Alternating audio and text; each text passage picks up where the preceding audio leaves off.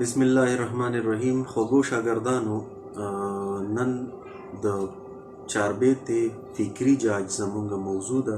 د دې نه وړاندې تاسو د چاربېتې فني جاج وې او د هغې نه وړاندې تاسو د چاربېتې پیژنګلو او د هغې په اهمیت باندې خبرې اترې واورېدې. نن د چاربېتې فکري جاج اخلو او ګورو چې چاربېتې څومره قسمه موضوعات، څومره خبرې په خپل لمنه کې رانغښتي دي او ځای کړي دي. په چاربېته کې مشهور ملي واقعات، زاړه روایات، قصې، تاریخي داستانونه، د انبیاء کرامو معجزې، د جنګونو تذکرې او د عشق و محبت قصې بیان شوي دي چې ډېرې زیاتې خوندناکې دي. لکه څنګه چې ټپه زموږ د امروزه ژوند آینه او هنداره منلی شي، داسې چاربېته هم زموږ د ولسي ژوند د هر اړخ عکاسي کوي. که د مذهب عقیدې او دستوري دي، که تاریخ وي، که کلتوري ژوند او دستوري دي، او که مینه محبت دی، خو د ژوند هر اړخ او هر انځور یې ستایلی او خوندي کړی دی. مطلب دا چې شاعرانو استادانو د ژوند په هر موضوع او مضمون باندې مقصدي چاربېتې هم لیکلي دي.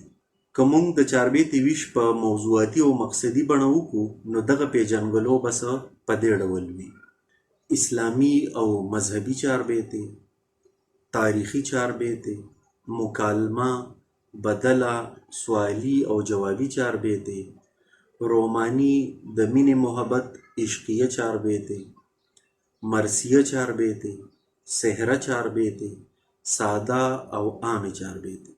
لومړنی راځو اسلامي او مذهبي چاربېتو په لور باندې.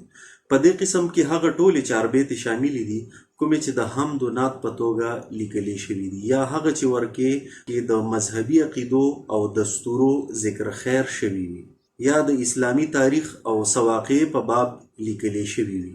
د ولسي ادب دا هم ډېره ناویاته پنګه ده چې په هر صنف کې مونږ سره د خپل مذهب هم بلا ذخیره خوندي ده. دلته د چاربېتو د پنګې نه یو څو د مثال په توګه وړاندې کوو.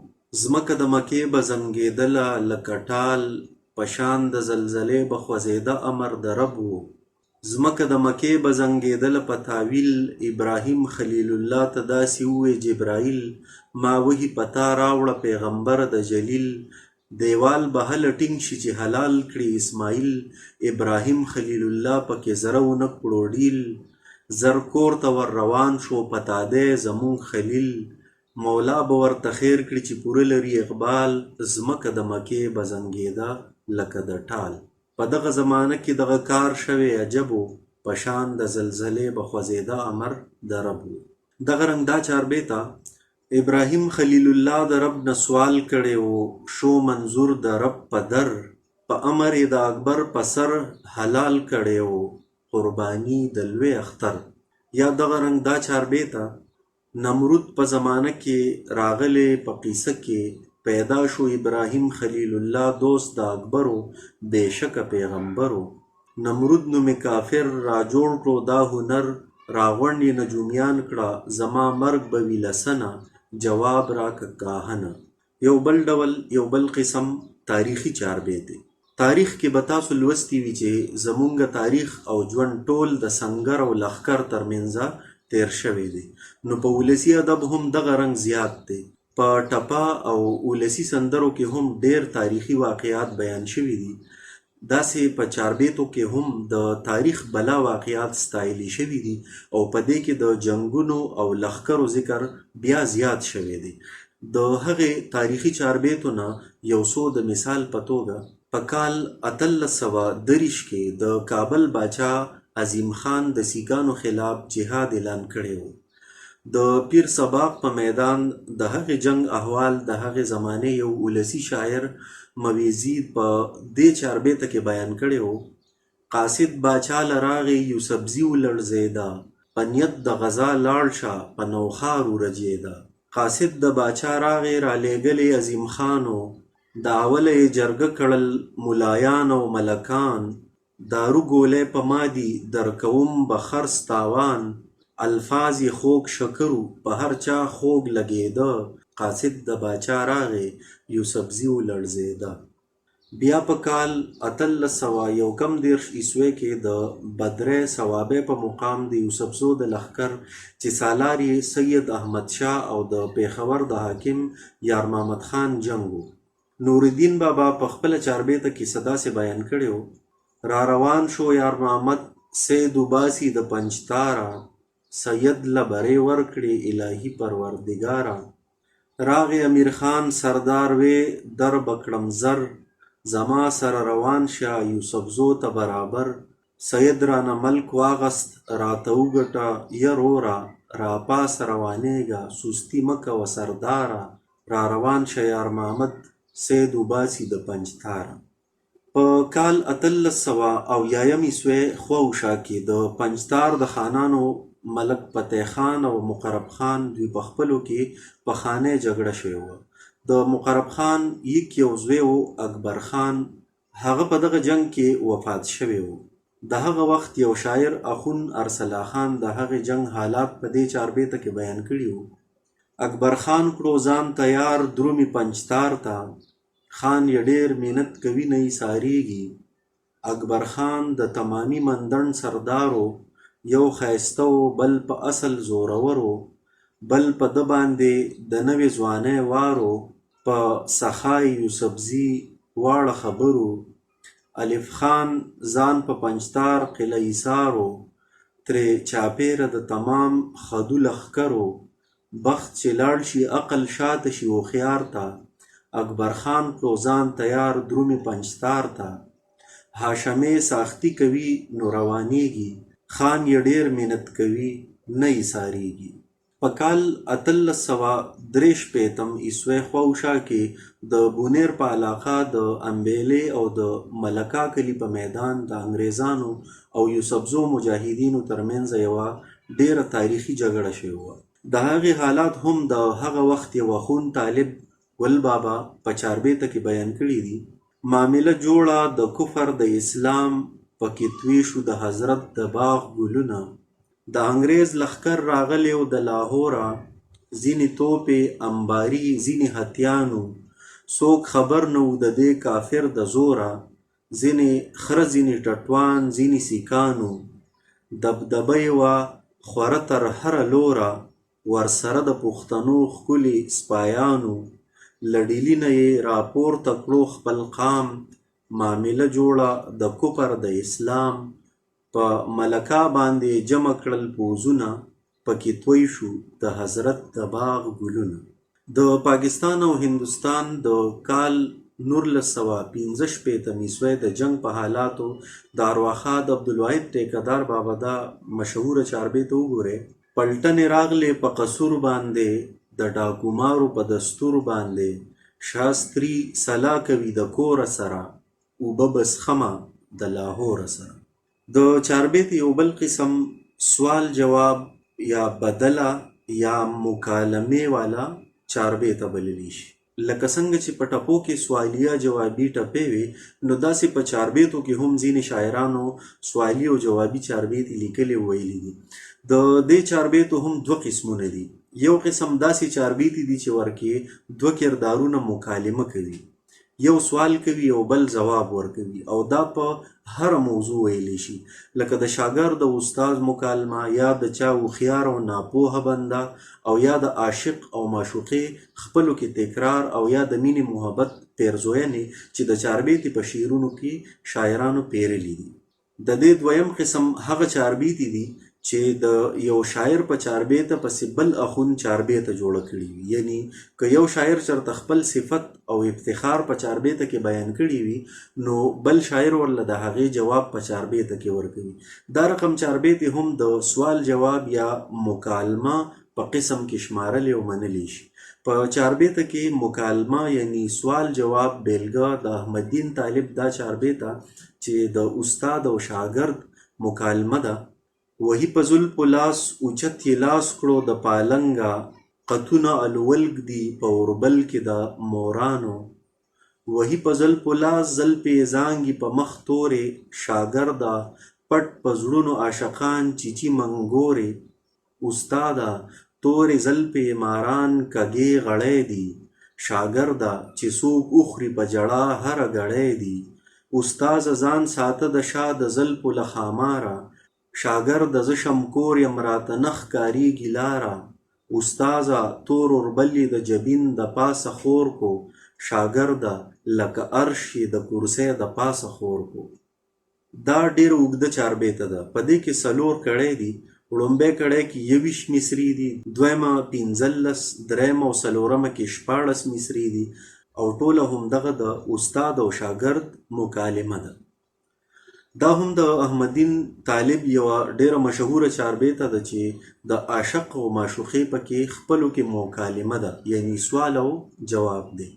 د ګبین نه د شیرین د مخ عرق دی، د نباتو نه د ادم کړل قندونه، چې لیدلی مې شا ستا د مخ ورق دی، د زړګي پر هر مې ناخلي پیوندونه.